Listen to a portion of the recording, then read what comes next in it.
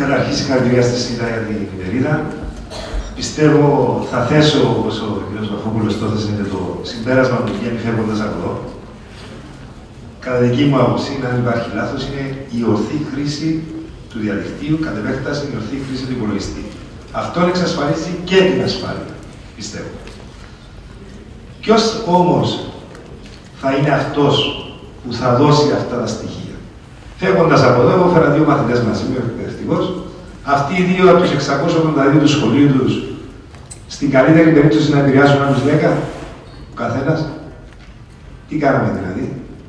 Συγγνώμη, δεν θέλω να δείξω το ρόλο της ΣΥΤΑ, αλλά είναι μια μικρή σταγόνα στον ωκεανό. Ποιος θα συμβουλεύσει, ποιος θα δείξει την ορθή χρήση του υπολογιστή, του διαδικτύου, στους μαθητές, διότι η πλειοψηφία είναι μαθητές. Ποιος θα το δώσει, οι γονείς? Στη φυσική ζωή, στον κανονικό κόσμο, στον πραγματικό, ούτε την ηθική πλέον οι γονείς δεν μπορούν να διδάξουν για τους διάφορους κοινωνικούς λόγους που έχουμε που οδηγούν στην νεανική παραβατικότητα. Το ερώτημα είναι με το σχολείο. Πριν ένα χρόνο περίπου, μαζευτήκαμε μια ομάδα στα αναλυτικά προγράμματα και φτιάξαμε ένα μάθημα 2ωρο κοινού κορμού που μιλούσε για το πώς θα διδάξουμε όλα αυτά τα πράγματα. Τι ζητούμε από εσάς? Βοήθεια να μπει στο κοινό κορμό του Λυκείου και κατ' επέκταση, αν μπορούμε, και στο γυμνάσιο. Δηλαδή πίστευα ότι στο γυμνάσιο δεν είναι τόσο καλή κατάσταση. Εάν συμφωνείτε, εμείς είμαστε εδώ να δώσουμε τις γνώσεις μας και να διδάξουμε όχι μόνο το Facebook, όχι μόνο το MSN, οτιδήποτε πιστεύουμε ότι πρέπει να διδαχθεί ορθώς, όπως η αλφαβήτα. Θέλει να απαντήσει ένα παιδί σε αυτή την ερώτηση πρώτου στους μεγάλους του λόγου? Παρακαλώ. Να δώσουμε την προτεραιότητα να απαντήσουμε πώς το πρέπει.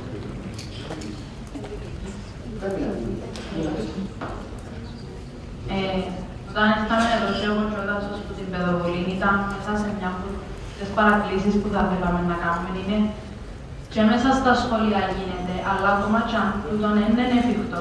Πολλοί γνωρίζω ότι και θεωρώ ότι πάνε ιδιαίτερα ηλεκτρονικούς υπολογιστές, τα λεγόμενα CDL ή τα MGC και τα IGCSE για κομπιούτερ. Αν είναι δυνατόν να μπορέσει το Υπουργείο Παιδείας να εντάξει και στα ιδιαίτερα άλλο περισσότερο στα σχολεία, πέρα από την ορθή χρήση, την τεχνική των ηλεκτρονικών υπολογιστών, να υπάρχει και ένα μάθημα ή μια συμβουλές στο πώς να χρησιμοποιούμε σωστά και το ηθικό μέρος, αλλά και το πώς προβάλλουμε τον εαυτό μας μέσα στους ηλεκτρονικούς υπολογιστές. Πέρα από το πώς τους χρησιμοποιούμε τεχνικά, πώς τους χρησιμοποιούμε για να είμαστε εμείς ασφαλείς. Και αυτή είναι μια παράκληση προς το Υπουργείο. Πολύ ωραία. Θα σας δώσω το λόγο σε...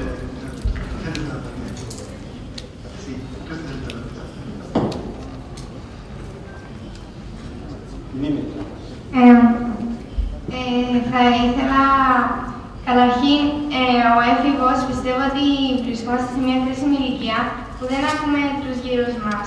Έχουμε τη δική μας γνώμη και δεν δίνουμε σημασία στους υπόλοιπους. Συμφωνώ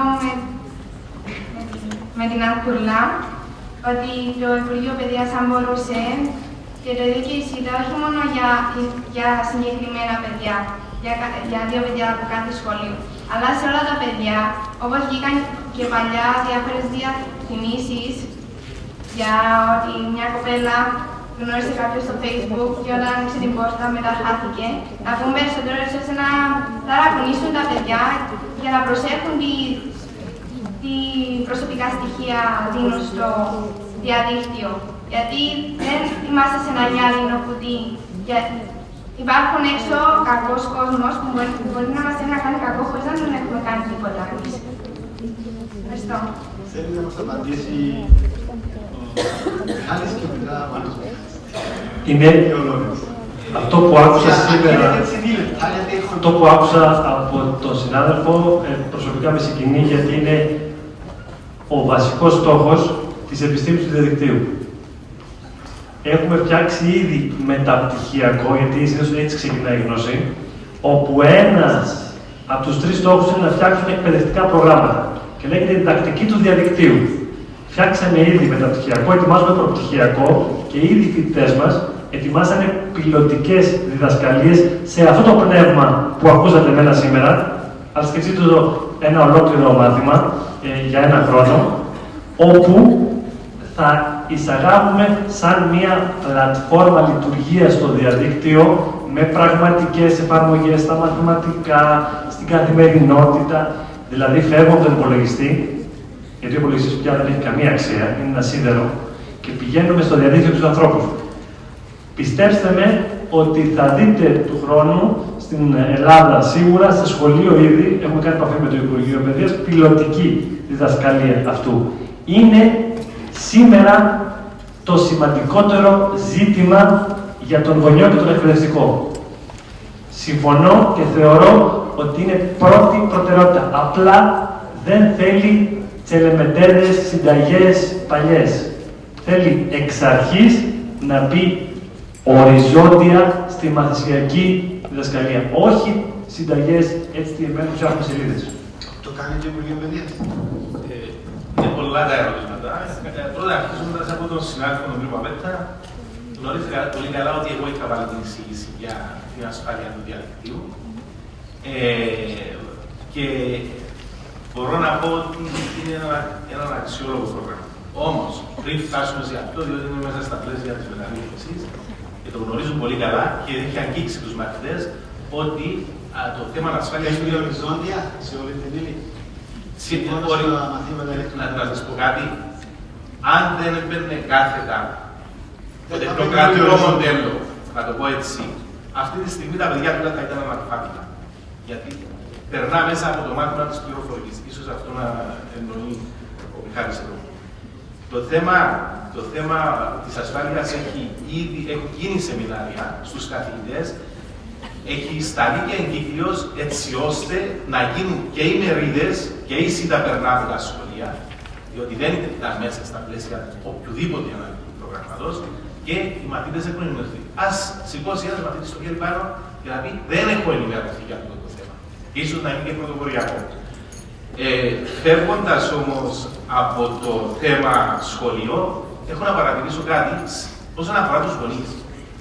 Σε μια ημερίδα που είχε γίνει και είχα σταλεί 1000 προσκλήσεις σε συγκεκριμένο Λύκειο της Λευκωσίας, 1000 προσκλήσεις σε 1000 γονιούς, είχαν παρουσιαστεί 15 παρακαλώ γονείς για να ενημερωθούν για την ασφάλεια του διαδικτύου. Εκείνη την ημέρα φυσικά υπήρχε ένας Υπάρχουν γονείς στην αίθουσα να ψηλώσουν τα χέρια. Υπάρχουν μερικοί, ίσως να μας απαντήσετε γιατί οι γονείς δεν πάνε. Δεν υπάρχει χρόνος, δεν υπάρχει ενδιαφέρον. Δεν υπάρχει ενδιαφέρον, ναι, υπάρχουν άλλα ενδιαφέροντα, υπάρχουν οι αγώνες, τα μάτς, υπάρχουν στην τηλεόραση πολιτική σκοπορμαχίες και οτιδήποτε άλλο. Μπορώ να πω, και το λέω μεταβεβαιότητος, ότι στην Κύπρο γίνεται αρκετή δουλειά όσον αφορά την ασφάλεια. Παίρνουμε όλα τα μέτρα, ναι, και στα αναλυτικά προγράμματα ήδη έχει περάσει. Φυσικά είναι και ο ρόλος του Υπουργείου και το κάνει, και το Παιδαγωγικό Ινστιτούτο τον έχει αναπτύξει λοιπόν, και όποιος θέλει μπορεί και είναι εκεί για να το παρακολουθήσει, να το διαβάσει και να ενημερωθεί. Απαντώντας και στην ερώτηση, έπρεπε να το γνώριζε η μαθήτρια από την Ευρωπαϊκή, ότι γίνονται αρκετά και να μας πει αν δεν έχει ενημερωθεί στο σχολείο. Θέλω εγώ να το γνωρίζω. Αν δεν έχετε ενημερωθεί για την ασφάλεια του διαδικτύου.